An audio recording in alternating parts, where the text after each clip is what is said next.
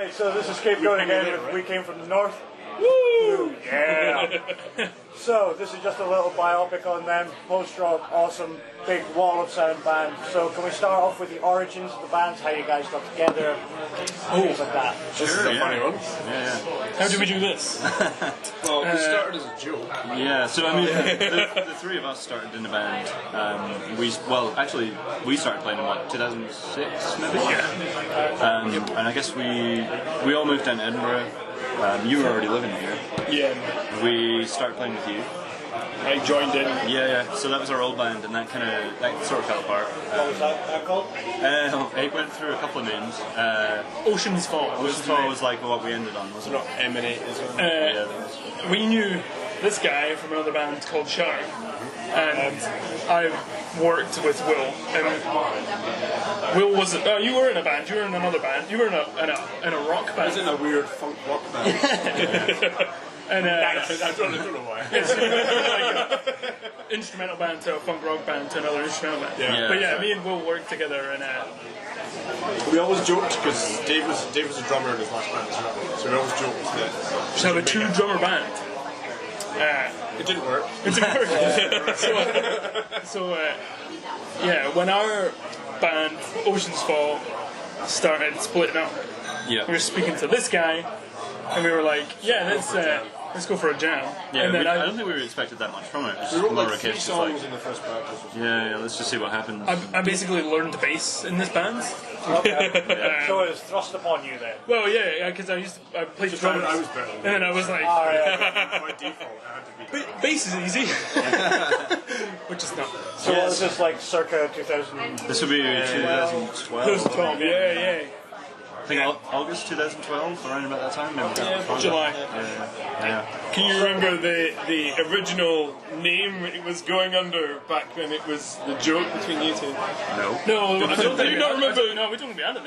Yeah. Well, did that become? Remember the original name for the concept was Super Commander Deck Laser and Lance Armstrong. No, Lance Starman. No, it was the Adventures of Super Commander Deck Laser and Lance Starman. Oh, we called the song that, that right? turned out a song. Yeah, That turned was that our song. song. I take it you guys wanted to make a 1980s cartoon series as well. Sorry, I think it was what That's a Futurama joke and something else. Is it not? Is it not Joe. an Adam and Joe commentary on the monarchy or something going on? One Starman is. Remembrance on Xantha or something. It was Adam Buxton did a weird Yeah, that's it. Yeah. So, back in them days, who were the influential bands that, like, sculpted the sound that you liked to then create a band? Like, There was a lot of It's quite a bit, yeah. Jacob and Maserati. Yeah, they were pretty big influences to start with. Caspian. Caspian, Caspian really was always a huge big one for me. We were always thinking about that. where the shout could go. Well, yeah. Ocean's Fall. Massive. Sure, we're big influence. Well, because you like were in a band that was, I guess, like Deftones sort of inspired. So I guess, we were never that into Deftones. Kind of the heavier side of post-rock. Yeah, I think back then it was more post-rocky. It was, yeah. It was certainly just like like your Explosions in the Sky, your This Will Destroy You kind of thing. We listened to quite a bit. But then it turned out that really delayed Maserati, Jacob. Yeah, we were kind of like the kind of groove and Loads of layers. yeah, we kind of like the kind of rhythm I and never drive thought that they we had. went as drawn out as a lot of other I post-rock. think we tried to stay away from that, but That was one of, I think, the big differences when we were writing and came stuff together was the fact that the songs we were writing were ending at the 4 or 5 minute. yeah. As opposed to question. any other bands, you were almost like, well, hold the phone. This song's over now. Why is it not 9 minutes? Yeah, because even in the Ocean's Fall, when we were writing songs, they would like be 6 or 7 8, minutes. 9 minutes easily before you'd go, all right, now that song's finished. Yeah, turn it you'd way play gigs. So like, we're going to play these 3 songs, Yeah. and that's kind of it. Yeah, totally. No, I think so, yeah. Once you got the band together, how did you get onto the band name? I always ask every band because 9 times out of 10. Yeah. I think it was a name thought that it was we'd me. No, it wasn't. No, Was it David. David? No, we had this idea because we were originally thinking when we were in our first band, we were planning on maybe changing the name Yeah. at some point. I can't remember why.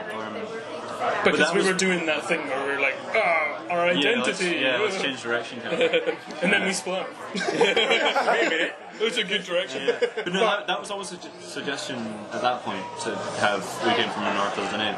Yeah, so the two names that I proposed was Good Morning Tokyo and We Came From the North. Which the other... Because obviously we're all from the Highlands. Yeah. The former that we used as a North song of name. the wall sort of thing. Yeah. It's a combination between that and a lot of Game of Thrones. Yeah, I think we watched a lot of Game of Thrones at the time as well. Yeah. So it seems suitably epic for the style. And has It lots does of... fit rather well. Because it's like at the same time vague enough to like you can fill it in at the same time. So Yeah.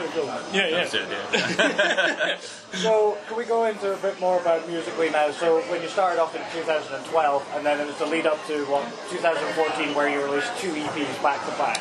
Yeah. So what happened between 2012 and 2014? Can you walk us through that? I guess that was the stage that, We didn't have any money. that's true, yeah. That's a good start. Recording wasn't really. Yeah, it was. We've been really good at recording on the cheap. Yeah. Yeah, really. But I think, that was when we were trying to find out. We recorded we did some demos, I think. We had so many songs before that. And we played them. Yeah. I don't think that we were ever really happy with them, though. Those demos are on our Bandcamp, though, I'm pretty sure. Yeah, I think at that stage we were just kind of trying to find... When we got there, Whatever. they were kind of done stem for free of a friend. That's true. Yeah. Yeah. We had a friend who was doing Where was it? We recorded it. doing sound production in college. Yeah. So we got them done for free as part of sports. Fair enough. So like a module that he had to record it back. Yeah, it was something like that. They served well as a demo, but I don't think the quality wasn't. No, and I don't think we'd actually decided on the kind of sound that we were after. It was just something that we...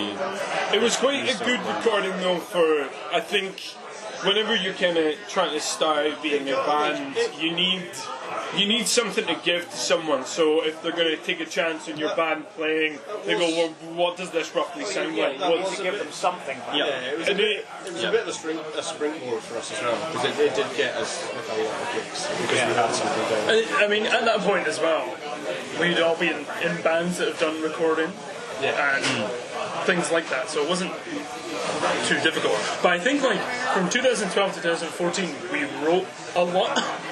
Yeah. We're very, very Say, like, prolific. were both of the EPs like ready straight off the cuff? Like you knew which ones were going to be on which, or was it literally the what second- I think The when we second one wasn't. The second Yeah, the second one took a little bit longer. But we had a combination of songs. Like I think some of the songs, or maybe one or two of the songs from the second EP were actually written before we even we recorded the first one. So I don't think we'd have had any real So plan just for for clarification, this is from Which All Things Depend. Sure. This is the first EP we did, Yeah. Yeah, so that was our first release. Yeah. And then Little Sun, Long Shadow was our second EP. And then I think most of the songs were written around about the same time, so we had the same sort of like approach to how we write songs. So I feel like both of those EPs have a similar feel, I suppose. But I think I think the bigger difference between the two EPs, the first EP we did was, of the two EPs, I probably liked the tracks arguably more, but I'm not as happy with the recordings to a degree, because the first EP we won a chance to get a free recording, which was amazing. So we got one track down, and then some Through other. competition, you got your shots up. Yeah. So we recorded it. I think the first track that we recorded was at at Chamber Studios. Yeah, it was, a really cool experience there. We got another track for free from some guys at Seventh Harmonic who just opened, and they were looking for bands. And we were looking for a practice space. So we managed to go in, and they were like, "We need some bands to highlight. Hey, we actually can record. This is what our sample our wares. Yeah. So we got another track down with that, and then we were like, hey, we're only really 2 tracks away from an EP. So we spent some money in some others, and I think we managed to milk 2 tracks into 3. Something like that. Yeah. We got a really good deal on It it. was very much the right place at the right time. Oh Yeah. but it was also very mixed mashed. Like I don't think when we were putting it together we thought about the composition of the EP. It was just a case of more. Here are songs we've some of the written. songs we've got. Let's just get them down. Yeah. Also, like I've been talking to a lot of bands, and the kind of that EP stage is kind of like planting the flag in the ground. This is where we're at now. Get that out of the way. We can now go on to work. I will say, like with that first EP, that was a more of an indication of what direction we were going in. I think so. Yeah. I don't think we were. I mean, I think at the time we were probably quite happy with it, but I think we always knew that we could, I guess, try a bit harder and go a bit further, put a bit more time into it. Yeah. Which I think we did with the second EP. We were so lucky. That's another factor. Loads of luck. We've been so lucky. The second EP, we got very good friends with the band who sadly split up from Glasgow called Inuit. They were just absolutely massive wall of sound. They had sample tracks and things. Really good, and they were part of a group called Good Grief, who did kind of post-rock stuff in Glasgow, and they kind of got chatting to us, and they liked our stuff, and we got on really well with Inuit, and they were like, hey look, if you want recording done, we'll get you some mates rates for it. Nice. So we end up going through the Coat Bridge in the dodgiest, Classy. very classy. This a really shady industrial. It was an industrial estate. Sunnyside industrial estate. That was right. Yeah. The least sunny place. no colour, very bleak. In this warehouse, No offense to the room's got no windows. It's an absolute mess. And the guy who recorded it, Michael, is. He was amazing. I don't think you feel bad if I said he's a total legend and quite nuts at the same time. We just sort of came into this man just shouting abuse at equipment, which was because at first it was sort of like, oh my god, what's happening here? But kind of the more aggression he shouted at stuff, the more relaxed the whole atmosphere was, and we spent this whole EP just shouting abuse at each other, and it was beautiful. It was so calm. It was the easiest recording ever made. It was just so Right back with no aggression in the system at all. Really good. It was a mild detox as well. In Coat Bridge of all places. Really therapeutic experience. But yeah, like that was such a good experience for us that we ended up doing the album with them as well. Yeah, we did. I mean, it didn't feel like hard work. I think we had a lot of fun doing The it. problem that I've had with recording before is it's felt very kind of forced and like laboured. The entire process is very laboured. But with this guy, it's kind of, it was a bit of fun at the same time. So even if you're like between like takes or whatever, you're still having a laugh. Still kind of felt involved in the process a little bit, even if it was literally just to shout at someone for making a mistake or something. And I think sometimes when you know time is against you when you're recording, if you make a mistake, you just get so flustered. But when you kind of make a mistake and then just a whole room of people just start shouting at you and stuff, and you just alright. it's like, oh no, fuck you. And that's the point you choose to go, I'm relaxed now. Well, I don't know what it was. Like, weirdly, it totally took the pressure because everyone was doing. If he made a mistake, we'd all shout at him. With it was so. If he made a mistake, you shout at himself. Yeah, Which is the main thing. Yeah, it was. no, totally. It was a good laugh. Yeah. I was. Really good. So from 2014 to 2017, that's when you released the album. Yes. And that was Faded Giant. Yeah. Yes. Right. So in that period of time, is there any evolution in the band? Did the gear change? Did anything stylistically change? Gear, yes. Very much. I mean, gear changes So like every 2 how months. did we get to now? Is what I'm asking. Sure. So, I mean, I think we started thinking about our composition and thought we really wanted to avoid that idea of like meandering post-rock that doesn't have much focus, and that was something that we've always actively. It's not even that I dislike it. I really like it. Just long post-rock. it never worked for us. I don't think. Yeah. I just think like there's other bands in the Edinburgh scene that do it a lot better than us. So we're like, let's not do that. Avoid it. And Let's not clash with people we're playing with almost to a point. So I guess as much as we do like post-rock, our influence has probably changed as well. Yeah, sure. And I mean, I think like when I was on our first EP, I was listening to kind of post-rock, post-metal kind of stuff for probably that was the only music I was listening to at the time. But I think when we started recording the album, I think a lot of those influences started to change. Like electronica kind of came into it a lot. trip hop and stuff like that. But I don't know if any of that made it across on the album, but it certainly subconsciously maybe changed how we wrote. I think going forward it probably affect the way that we write songs. Yeah, definitely. I also really like riffs as well. Yeah. Yes, yeah. I think we wanted to.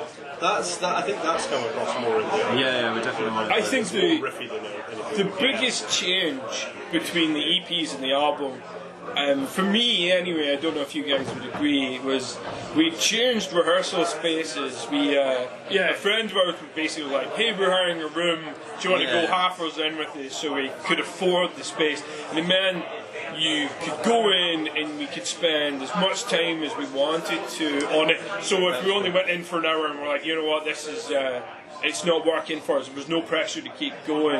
Or if we were really, really hitting a jam, it was like, and you're in a rush, we could just keep going. And I think when we were doing it, the writing process felt really... That was really smooth, very... Yeah, it sort of gave us more a chance to reflect on things, like maybe we weren't happy with a certain part of the song, and we actually had the time to go back, rethink it. Whereas if we were a practice space we were paying for on the hour, so like, let's get this song finished. Played these songs, you've refined them, and then you've found things that you enjoy about the music as well. Yeah, I'm pretty sure on the album there's a few songs that are pretty old as well. There is, yeah. I mean, I think two of them maybe we've had written since the first EP. So these are songs that I mean, at least the second. Yeah, they maybe didn't exist in the same. Some parts maybe are slightly different, but yeah, the main riffs have been around for a little while. So floating in the ether, waiting for something to get happen with them as well. We just were never sure where to kind of take them until that album came out. And in terms of gear, like we always change guitar pedals all the time. Heck, even guitars sometimes when we're at it as well. The room's full of shit. I've not changed gears since. I think a lot of your drum gear is mine. Well, no. White cymbal, and that's it now. And stand. And kick pedal. Yeah, and sticks. Definitely not the sticks. The sticks do not last. They don't last long enough. I think famously one of the best comments ever made about Will's drumming was, do you hate your snare? I like my snare, weirdly enough. It's a very nice snare that you're very mean to constantly. I'm not mean to it. I mean, I'm enabling it to fulfill its primary purpose, to get hit repeatedly. So now I'd like to shine a little bit of light on your guys' artwork, because I'm a big advocate of being able to tell what's on the inside of the music by the artwork. So I assume by all them pointing at you. Yeah, that's see, right, again, this is another lucky break that we've got, is that other bands don't have a graphic designer, or they do, but like we're lucky that we have a graphic designer. Fits so perfectly as well. It might be a graphic designer that does something completely different to what you want.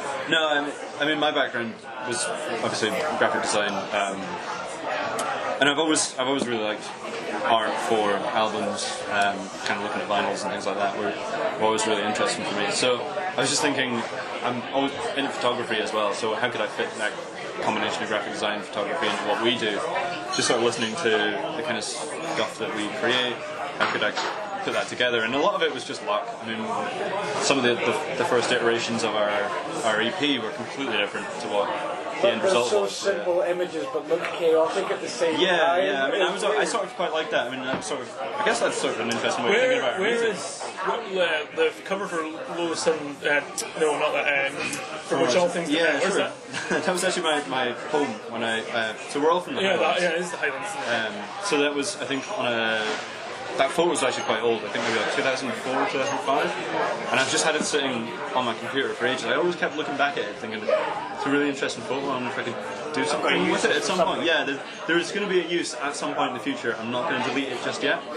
Unfortunately, I started doing some iterations. I wasn't too happy with it, and then I flipped it over to have this kind of mirrored effect, and it fit really nice over the typography. Yeah. And I think at that stage I thought, okay, well, maybe a bit of colour correction, a bit of overlays, and it just looked great for what we did for the first EP. I think Lost on Long Shadow is a combination of So a fun factoid is It's a total fluke.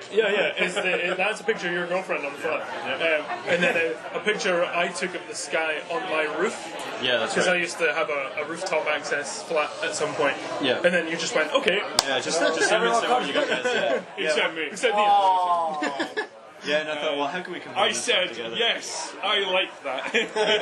That's the I supervised the whole thing, really very important.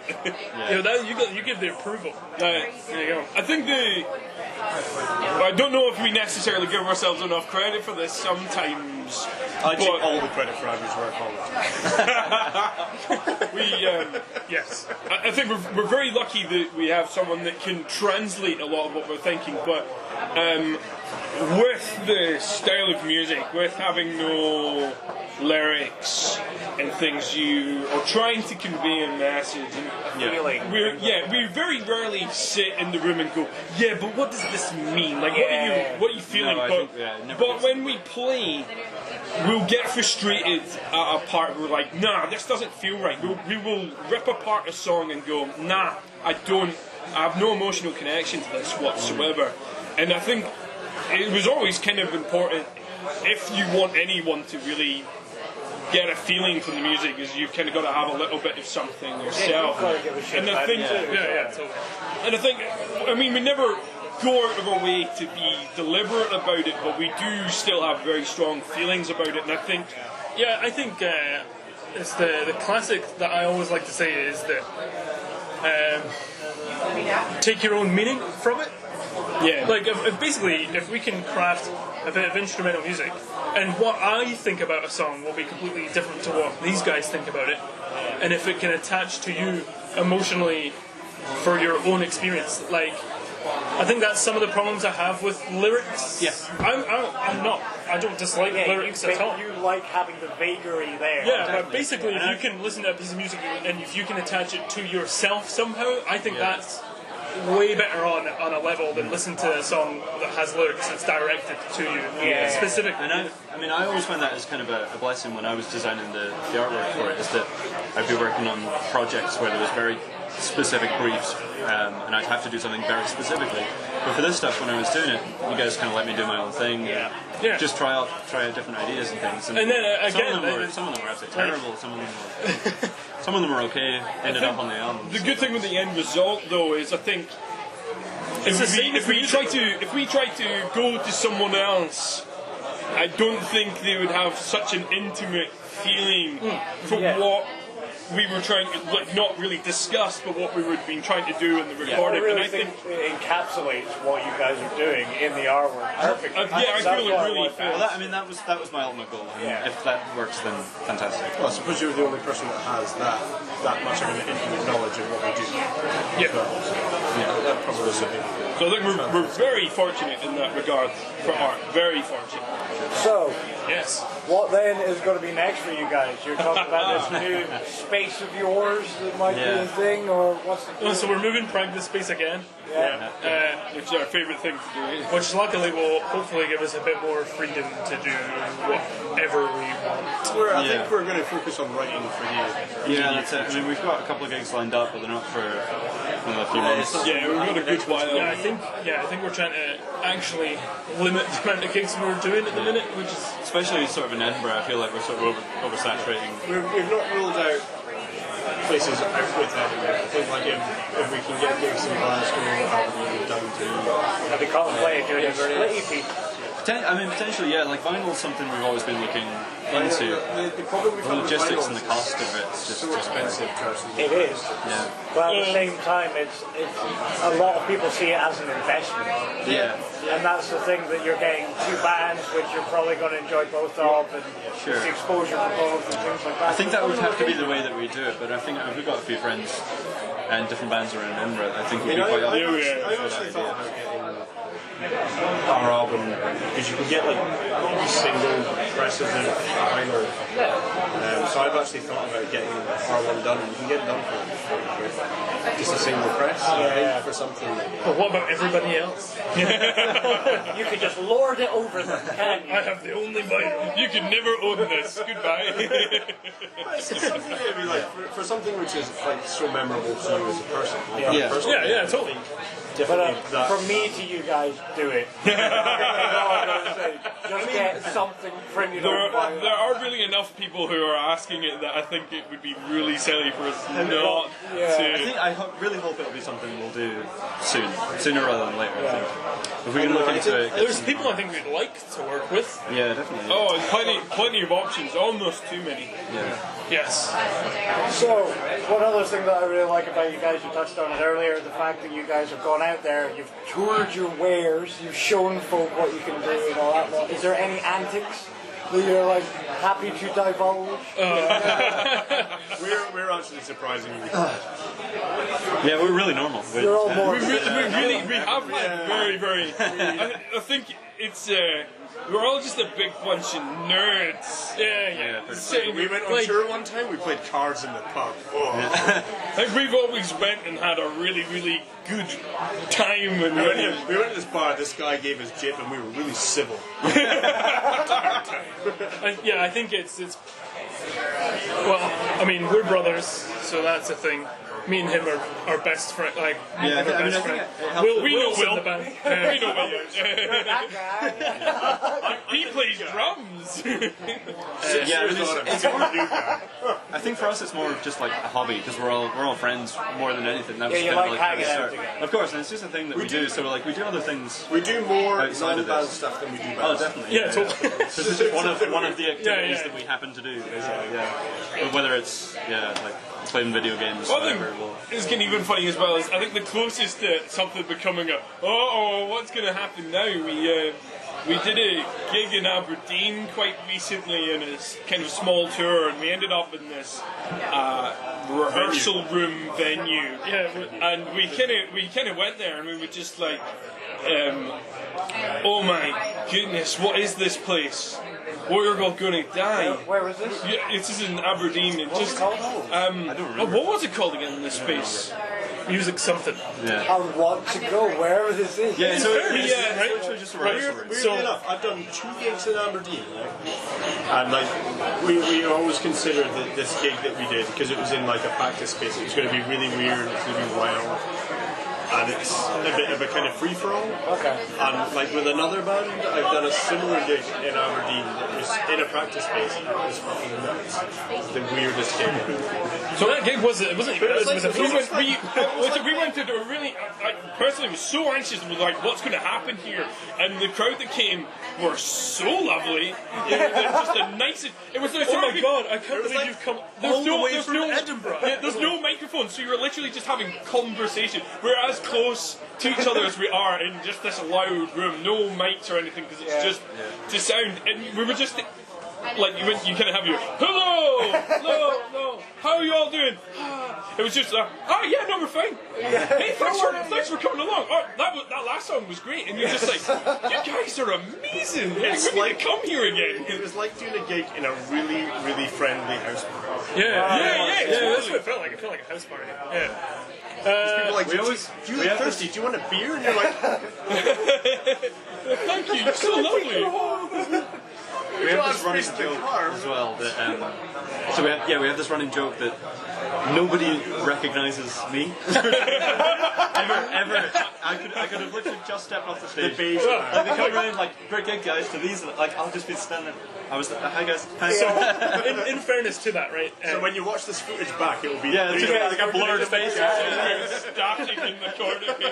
We blurred voice knows. Lay it out. No, actually do. There's probably like a smudge of like Vaseline on it.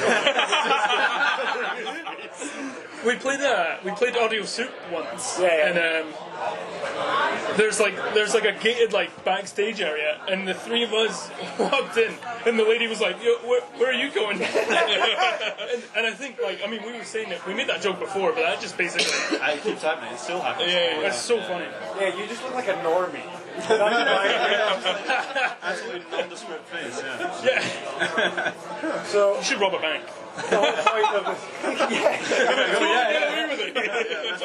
But you can't now. If this falls through as a moneymaker. No, it's fine. The spuds. No. That's actually how we fund our yeah, you're I say like fund itself, but nah, that's me. just one of these watchers. That's all in the background. The band's actually kind of like a money laundering. Disclaimer, it's not. The whole point of this channel is for me to like shine a spotlight on bands that I think that deserves it. So from me to you, is there any bands that you personally like that you'd like to shine a spotlight on? Yeah, totally. I like lots of bands. We've been really fortunate in Edinburgh by playing shows with people. It's a really close-knit community with the bands that we play with. So I mean, Wozniak, a band that we know really well, like really 3 good days bands. from retirement. Are really good. Yeah, yeah. Sure, yeah. 3 days from 3 days from retirement. retirement are great guys. Yeah. God, there's so many.